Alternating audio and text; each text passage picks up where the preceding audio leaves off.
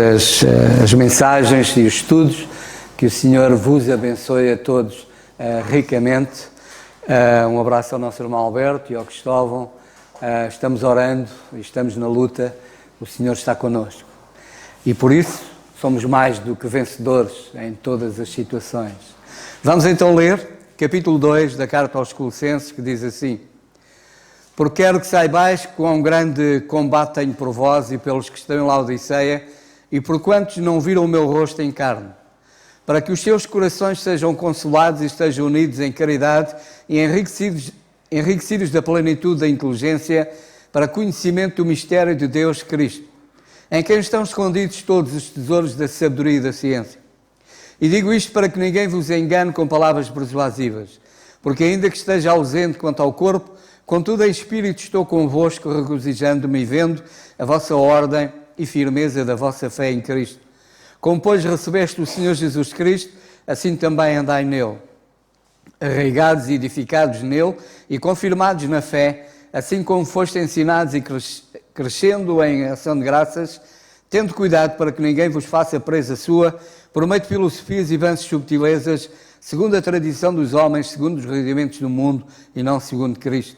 Porque nele habita corporalmente toda a plenitude da divindade, e estáis perfeitos nele, que é a cabeça de todo o principado e potestade, no qual também estáis circuncidados com a circuncisão não feita por mãos, no despojo da carne, do corpo da carne, a circuncisão de Cristo. Sepultados com ele no batismo, nele também ressuscitastes pela fé no poder de Deus, que ressuscitou dos mortos. E quando vós estavais mortos nos pecados e na incircuncisão da vossa carne, vos vivificou juntamente com ele, perdoando-vos todas as ofensas, havendo riscado a cédula que era contra nós nas suas ordenanças, a qual de alguma maneira nos era contrária, e a tirou do meio de nós, cravando-a na cruz. E despojando os principados e potestades, expôs publicamente, e neles triunfou em si mesmo. Portanto, ninguém vos julgue pelo comer ou pelo beber, ou por causa dos dias de festa, ou da lua nova, ou dos sábados, que são sombras das coisas futuras, mas o corpo é de Cristo. Ninguém vos domina seu belo prazer, com pretexto de humildade e culto dos anjos, metendo-se em coisas que não viu, estando de balde inchado na sua carnal compreensão, e não ligados à cabeça, da qual todo o corpo provido e organizado pelas juntas e ligaduras vai crescendo em aumento de Deus. Se, pois, estáis mortos em Cristo, quanto aos rudimentos do mundo, porque vos carregam ainda de ordenanças como se vivesseis no mundo, tais como não toques, não proves, não manuseis, as quais coisas todas perecem pelo uso, segundo os preceitos e doutrinas dos homens, aos quais têm, na verdade, alguma aparência de sabedoria, em devoção voluntária, humildade e em disciplina do corpo, mas não são de valor algum, senão para a satisfação da carne. Que o Senhor abençoe a sua palavra nos nossos corações e vamos já ouvir o nosso irmão Alberto. Graças a Deus por mais essa reunião de oração, comunhão e estudo bíblico. Como é bom saber que podemos estar orando uns pelos outros e a recíproca é verdadeira. Como é bom esse momento. Colossenses 2, agora indo para o verso 20 e destacando a primeira parte. Se, pois, estáis mortos com Cristo, quanto aos rudimentos do mundo, por que vos carregam ainda com ordenanças, como se vivêssemos no mundo? Tais como não toqueis, não proveis, não manuseeis. Aí entramos no verso 21. O que Paulo está querendo alertar aqui a nós é o que ele vem fazendo no capítulo 2. Ele já alertou e condenou o legalismo, já alertou e condenou o misticismo, e agora, do verso 20 até o 23, ele vai condenar o asceticismo, a abnegação, oprimir o próprio corpo, para trazer algum benefício espiritual. Esse era o ensino desses falsos mestres. Agora perceba você, como ainda hoje a chamada cristandade, as igrejas denominacionais de diversas linhas, ainda hoje vivem debaixo de ou legalismo, misticismo e mesmo asceticismo. Nem precisamos citar nomes. Um asceta é aquele que exige e exercita abnegação, se priva de muitas coisas para benefício de um alcance espiritual mais profundo. A vida inteira deste asceta envolvida e regida por regras, por um sentimento religioso de fazer, de proibir e de leis para que ele possa viver de acordo com orientações de tradições humanas. No verso 8 do capítulo 2 de Colossenses, já estudamos sobre rudimentos do mundo, tradições humanas. E agora aqui Paulo repete mais uma vez. No verso 22 ele fala de doutrinas de homens, rudimentos do mundo. E como a carne, como a natureza humana gosta de regras, de leis, proibições. Tudo para querer se esforçar para atingir a Deus. Isso chama-se religião. É um religare. É o esforço do homem para atingir a Deus. Mas na verdade é o próprio Deus que se volta para buscar e salvar o perdido pecador. Romanos capítulo 6 e Colossenses 2, no verso 12 a 15, nós vamos descobrir que nós temos uma união com Cristo Jesus. E esta união foi conquistada na cruz do Calvário. Morremos com Cristo. É o que ele destaca logo do início, no verso 20. O que significa isso?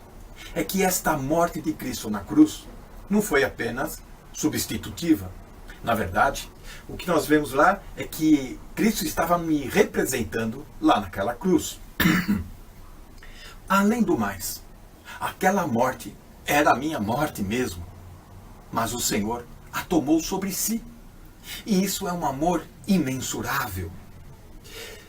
Ele morreu por mim, a minha velha natureza foi morta e cravada naquela cruz. É isso que nós precisamos entender. A nossa carne, a nossa natureza herdada de Adão, conforme Romanos 5, foi morta lá na cruz do Calvário e sepultada. O velho homem foi sepultado e agora podemos ressurgir em Cristo Jesus. Perceba este ciclo de morte. A morte de Cristo, o sepultamento e a ressurreição.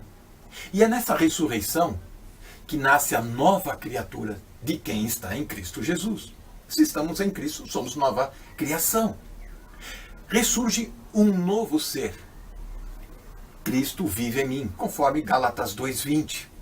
Não ressurge mais o velho homem egoísta que está dentro de nós.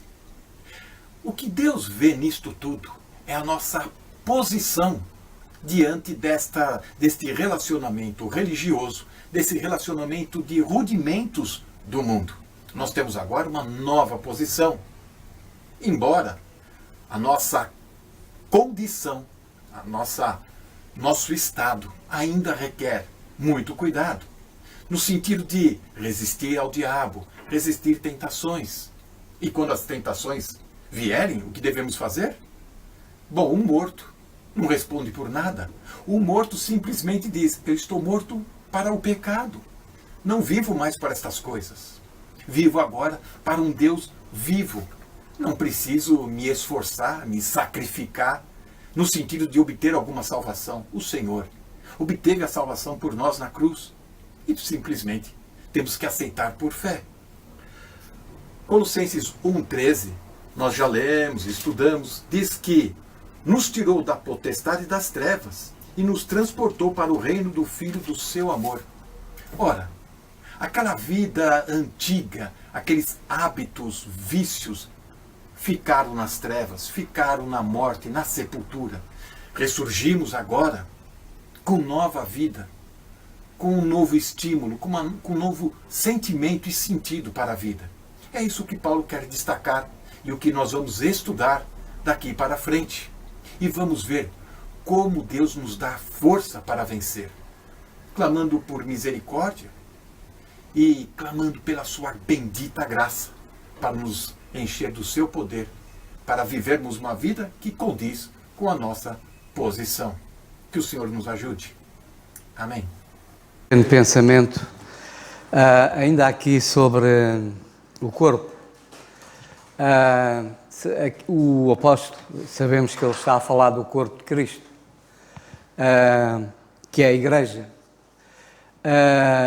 Ao pensar nisso, o primeiro pensamento meu primeiro pensamento é de gratidão ao Senhor por fazer parte deste corpo. Esse é o primeiro pensamento, a minha ser grato ao Senhor, porque em mim não há mérito nenhum, como ouvimos, nós não merecíamos tal, a única coisa que merecíamos era a condenação, mas para que este corpo exista, houve alguém que teve que pagar um preço. E esse preço foi o Senhor Jesus Cristo que o pagou lá na cruz do Calvário. E só por isso é que eu posso, hoje, pela sua graça, pelo seu amor, fazer parte deste corpo, que é o corpo de Cristo, que é a Igreja, cuja cabeça é o Senhor Jesus Cristo. Nós vivemos numa sociedade em que existe o culto do corpo. Há quem faça sacrifícios tremendos para ter um corpo perfeito, não é? Sabemos isso todos os dias. Há pessoas que passam horas e horas no ginásio para terem um corpo perfeito. Fazem sacrifícios tremendos. Fazem sacrifícios mesmo alimentares. Privam-se de comer determinadas coisas que, segundo os entendidos dizem, prejudica o corpo. E então, privam-se desses alimentos. Inclusivamente, há uns que chegam ao ponto de injetar produtos para transformarem o seu corpo, porque procuram ter um corpo perfeito. Isto é evidente que nós sabemos que vivemos numa sociedade em que se vive de aparência, não é? É a aparência do belo, do bonito, que é tudo aparência, é tudo fantasia. Mas muita gente vai atrás disto e faz sacrifícios tremendos para ter um corpo perfeito. E há depois aqueles que atingem um corpo de tal forma e depois gostam de o exibir, não é? Gostam de o mostrar. Esforçam-se por uma coisa que nós sabemos que se tornará em pó, que voltará à sepultura, que, portanto, é temporário, que não tem proveito. Aliás, as Escrituras nos diz que o exercício para nada aproveita. É evidente que devemos ter cuidado com o corpo. Eu não sou um exemplo, mas devemos ter cuidado com o nosso corpo. Devemos ter algum cuidado, primeiro porque ele é o templo do Espírito Santo. E, portanto, devemos ter cuidado com a nossa saúde. Uma coisa é termos cuidado, outra coisa é o culto do corpo. E aqui o que existe é, de facto, o culto do corpo. Irmãos, nós pertencemos a um corpo que é perfeito. E mais do que isso, é eterno. Não é um corpo de imperfeições, mas é um corpo que é perfeito e é um corpo que é eterno. E aquilo que nós aprendemos nas Escrituras, e temos vindo a falar, é que o cuidado deste corpo cabe-me a mim e cabe a cada um de vós. Pela graça de Deus, todos nós que estamos aqui, eu espero que todos nós que estamos aqui pertençamos a este corpo.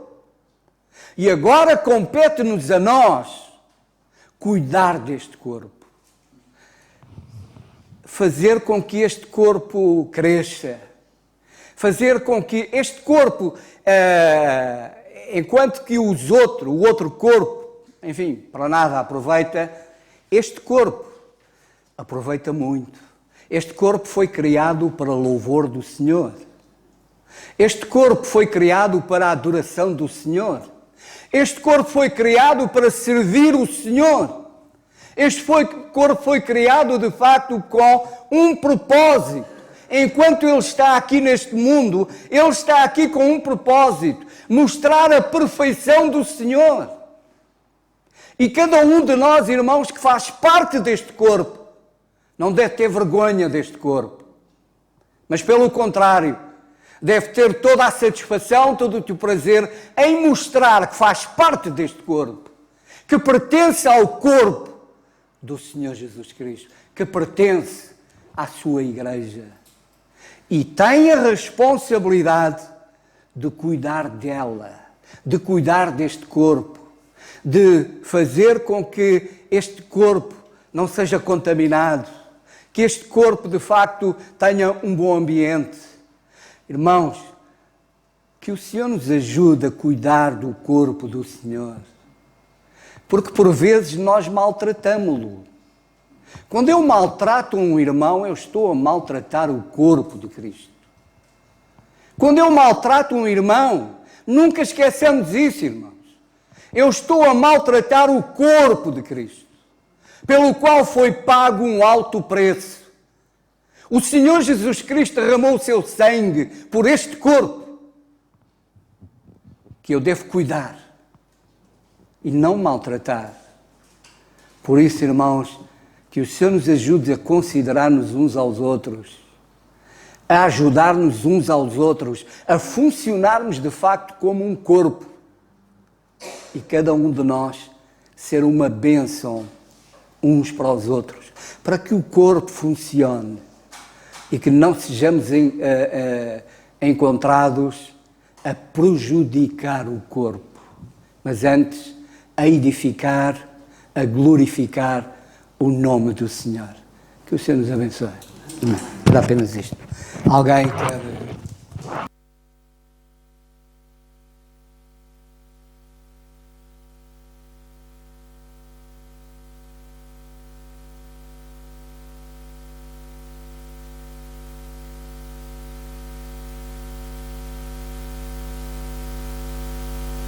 refletirmos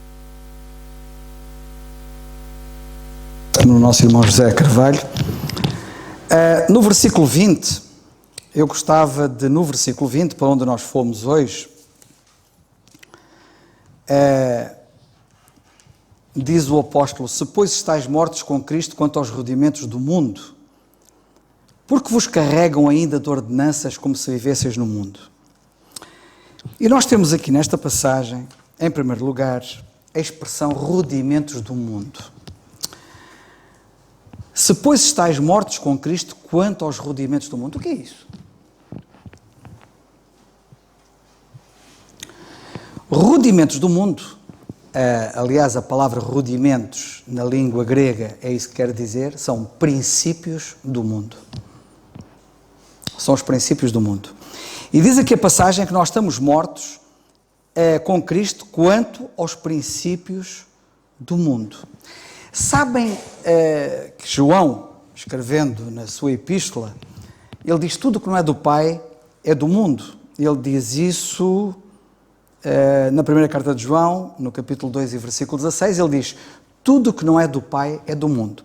E nós temos aqui uma coisa curiosa para nós refletirmos. Vamos ver se eu consigo pôr isto direito. Que é, nós temos este pensamento refletido no versículo 8 já, que diz assim: tendo cuidado para que ninguém vos faça presa sua por meio de filosofias e vãs subtilezas, segundo a tradição dos homens, segundo os rudimentos do mundo, que são os princípios do mundo. A primeira vez que o apóstolo, nesta carta, fala dos rudimentos do mundo, ou dos princípios do mundo, aos quais não nos devemos ater, porque o versículo 8 diz: tendo cuidado para que ninguém vos faça presa sua, segundo os rudimentos, segundo os princípios do mundo. E ele aqui associa aos princípios do mundo o quê? Que não é do Pai. Que nós temos vindo a falar, já há vários estudos. É o quê? As filosofias, as vãs subtilezas. Isto são princípios do mundo. Ok? São os rudimentos do mundo. Mas aqui no versículo 20 ele introduz uma nova ideia. Ou, se quiserem, não é uma nova ideia, ele introduz, ele introduz algo mais para além das filosofias.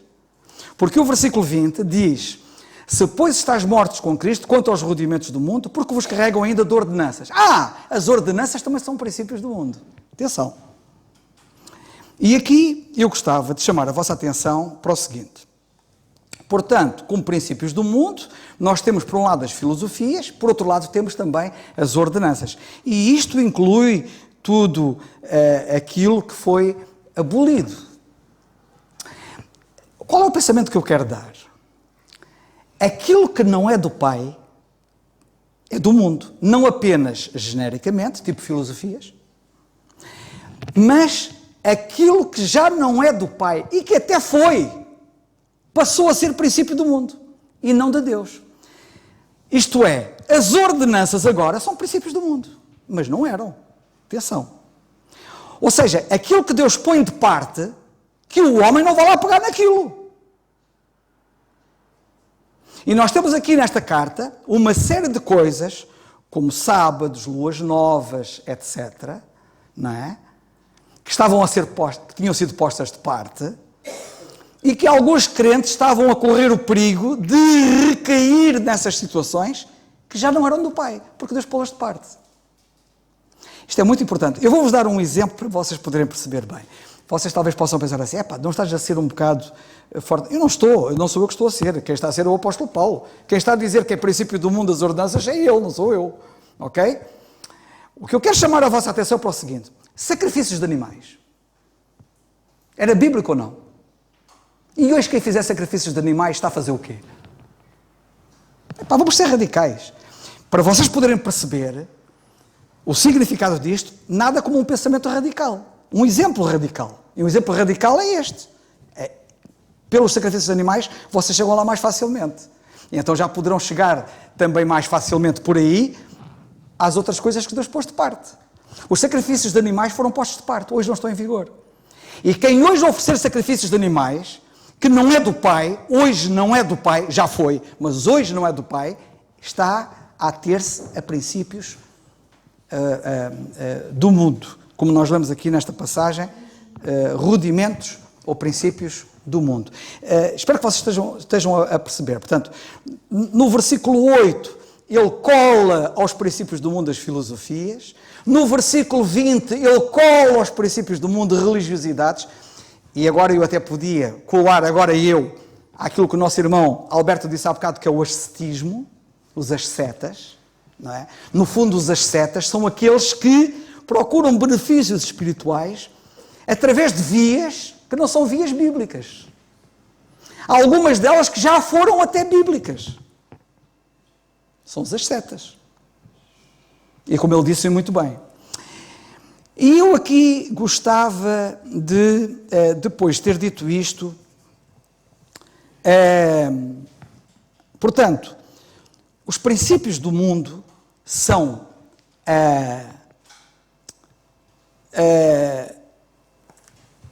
existem onde a vontade do Pai não tem parte neles. Ok? Aquilo que não tem parte da vontade do Pai é do mundo. Isso é a ponta assente. E é isso que João diz na carta que ele escreve. Tudo o que não tem Deus em conta é princípio do mundo. E nós temos que saber, ter Deus em conta em cada uma das coisas que nós fazemos. Temos que ter Deus em conta. Porque se Deus não estiver nisso, nós estamos a incorrer numa transgressão complicada. Ora bem, outra coisa que eu queria dizer associada a isto, não tem a ver diretamente, mas está ligado, de alguma forma, para vocês poderem perceber, é assim. Nós lemos na carta aos Romanos que o apóstolo Paulo é o apóstolo dos gentios. Eu não sei se você já vos passou pela cabeça isto, mas se a Bíblia diz que o apóstolo Paulo é o apóstolo dos gentios, então ele não tem nada a ver com os judeus. Certo? Eu estou a teorizar, estou a postular, estou a colocar aqui uma hipótese. O que é que vocês já tinham pensado no assunto? Se o apóstolo Paulo é o apóstolo dos gentios,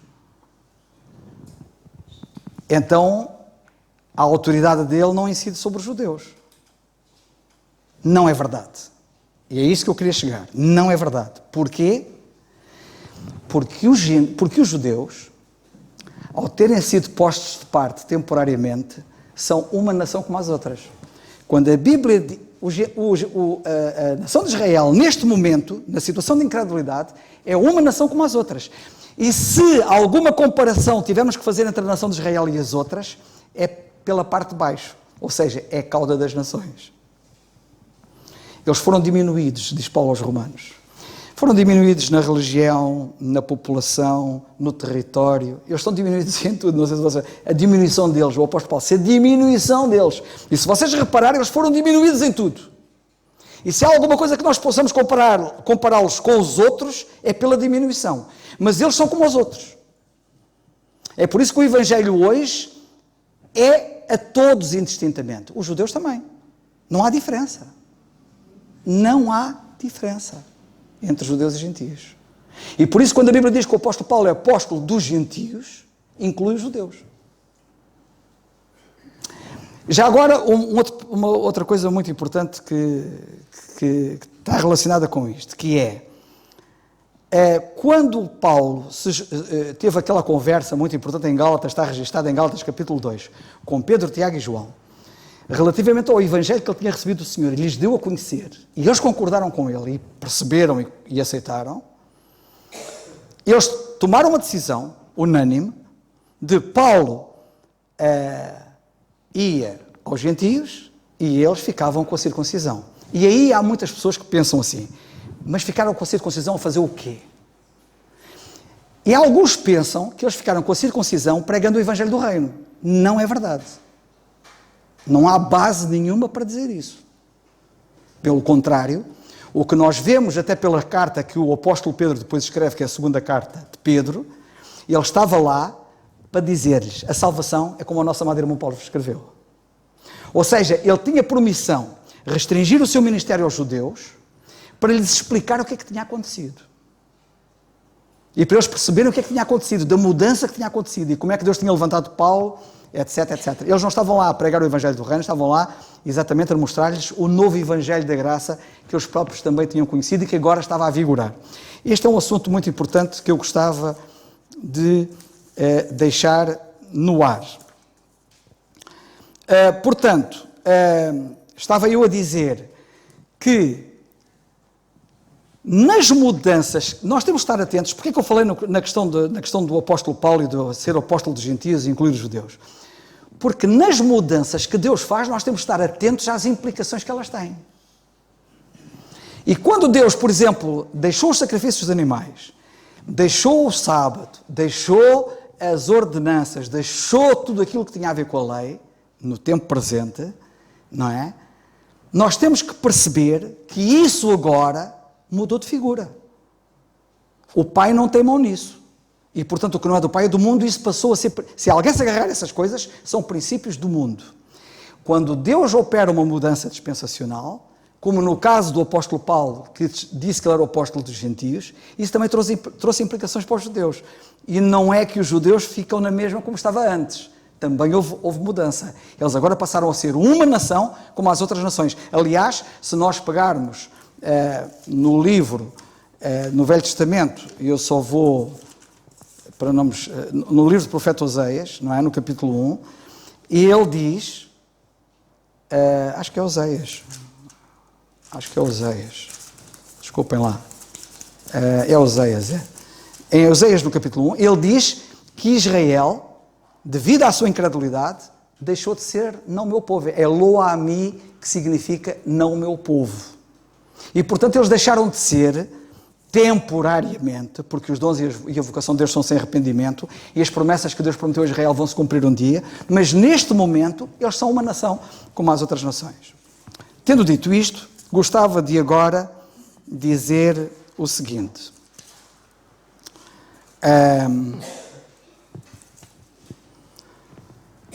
No versículo 8, nós lemos assim: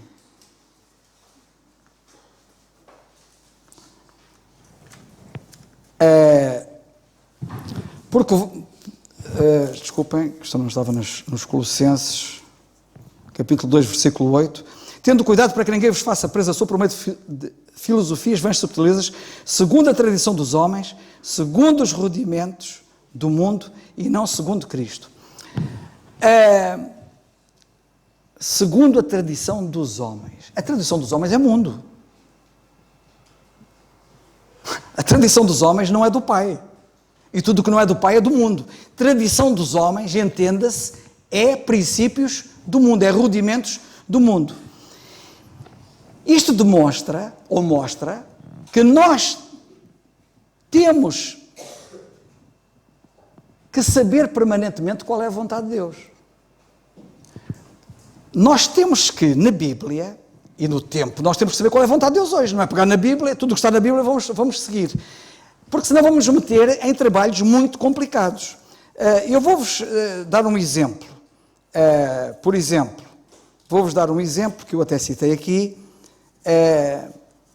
Hoje em dia, falar línguas é um princípio do mundo.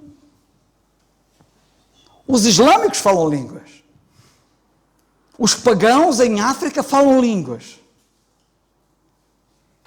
E se alguém disser, mas já há uns que dizem que as pessoas falam línguas, cuidado. Há uns cristãos que também guardam a lei, cuidado. Observam o sábado, cuidado. Fazem não sei o quê, cuidado. São princípios do mundo. E nós temos que ter cuidado com isso. Da mesma forma que nós temos que estar atentos à palavra de Deus para sabermos o que é que da palavra de Deus está em vigor hoje e não corrermos o risco de estarmos a praticar coisas que já não estão em vigor, e portanto temos que saber o que é do Pai hoje, qual é a vontade de Deus hoje. A nível individual, nós também temos que ter cuidado em conhecer a vontade de Deus. A nível pessoal. E não fazermos cópia. A vontade de Deus para a minha vida não é a vontade de Deus para ali para o José, nem para o Nando. A vontade de Deus para cada um de nós é única. E isso obriga-nos a nós sabermos, a andarmos perto do Senhor para sabermos o que é que Ele quer para cada um de nós. Da mesma forma que, em termos gerais, eu tenho que estar perto da Bíblia e estudar bem a Bíblia para saber o que é que Deus quer que nós, como igreja, hoje funcionemos, a nível individual, eu tenho que andar perto de Deus, através da sua palavra e em oração, para saber o que é que Deus quer da minha vida. Porque senão, eu corro, isto não funciona por tipo lei. É assim, isto é a regra X, é a regra Y, há o princípio A, o princípio B, vamos por ali e está a andar. Não é assim. Isto é muito sério, hein? Isto não é assim que funciona. E nós temos que aprender a andar com Deus. Eu vou-vos dar um exemplo que aconteceu no Velho Testamento, porque este princípio, não interessa se é no Velho, se é no Novo, o princípio, em termos individuais, no andar com Deus, é transdispensacional. Um dia houve um profeta de Deus, que Deus disse, olha, eu quero que tu vais fazer isto assim, assim, assim. E ele ouviu o Senhor dizer o que é que ele havia de fazer, e ele foi fazer assim, assim, assim. Quando ele ia pelo caminho, cruzou-se com outro profeta, que por sinal até era um profeta velho, com muita experiência. Devia ter juízo, não tinha. Às vezes os velhos não têm juízo. E então, ao passar pelo velho, o velho perguntou-lhe assim, o profeta velho, onde é que tu vais? Eu vou assim a tal parte fazer isto. Porque o Senhor me mandou ir a tal sítio e fazer isto. E vira-se assim o profeta velho para ele, olha lá, pá, eu sou um profeta muito mais velho que tu, hein? Também sou profeta, ainda por cima sou mais velho que tu, e quero-te dizer uma coisa, o Senhor a mim não me mandou fazer nada disso. E sabem de uma coisa? O profeta novo, em vez de fazer o que Deus tinha dito para ele fazer, foi na conversa do profeta velho. E quando ia pelo caminho veio um leão e comeu. Há muita gente hoje em dia a ser comida, a morrer. Não é só o profeta do Velho Testamento. Querem que eu vos fale de pessoas que morreram? Ainda hoje li um. Olha. E agora aqui vamos entrar, agora já sai da parte tanto individual, mas a parte individual joga no coletivo, e que tem a ver com o seguinte. Houve um indivíduo, li hoje numa notícia, que quis imitar o Senhor Jesus Cristo. Porque vocês sabem que há muita gente que diz que a gente tem que imitar o Senhor Jesus Cristo, não é? Ele deu exemplo. Não é isto que a gente ouve por aí. O Senhor Jesus deu o exemplo, temos que imitá-lo. Então o que é que ele foi fazer? Foi jejuar como o Senhor Jesus Cristo durante 40 dias. Foi na África do Sul. Passados 30 dias, encontraram-no morto. Morreu por estupidez, por ignorância. Também lá na África do Sul, há mais meses atrás, houve um indivíduo que também quis imitar o Senhor Jesus Cristo, andando sobre as águas. Sabe o que aconteceu? Afogou-se. Morreu.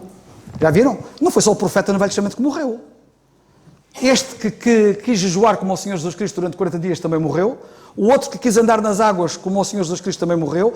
E sabem quantos é que querem imitar o Senhor Jesus Cristo? Por exemplo, Jesus foi batizado, eu também tenho que segui-lo no batismo. Sabem o que eles estão a fazer? Sabem o que eles estão a fazer? E quem diz isso, muitas outras coisas. Quantos há que querem imitar o Senhor Jesus Cristo trazendo uma cerimónia para a igreja, não é só o batismo, que é o lava-pés? O Senhor Jesus Cristo também lavou os pés aos discípulos, nós também temos que fazer essa cerimónia. E há igrejas que fazem isso, cerimónia de lava-pés. Até o Papa faz isso.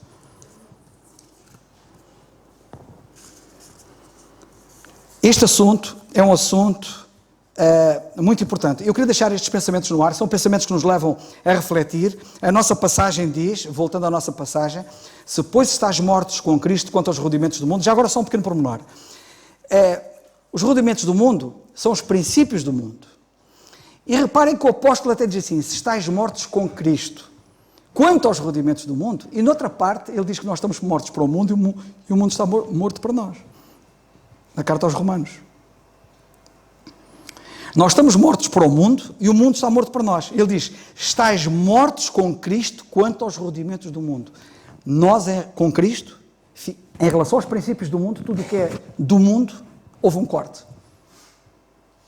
E o que é do mundo é tudo o que não é do Pai. Porque, como vemos aqui, as ordenanças estão associadas a isso. Lá atrás, no versículo 8, são as filosofias. Que o Senhor nos ajude. Isto não é fácil, mas é o que está cá. Que Deus nos ajude a perceber a sua palavra. É só.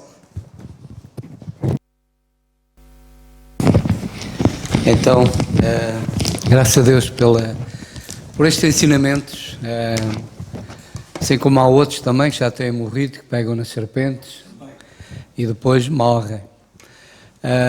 Que o Senhor nos ajude a entender com clareza a sua vontade para a sua igreja, para nós. Vamos então ficar de pé e vamos terminar com a oração.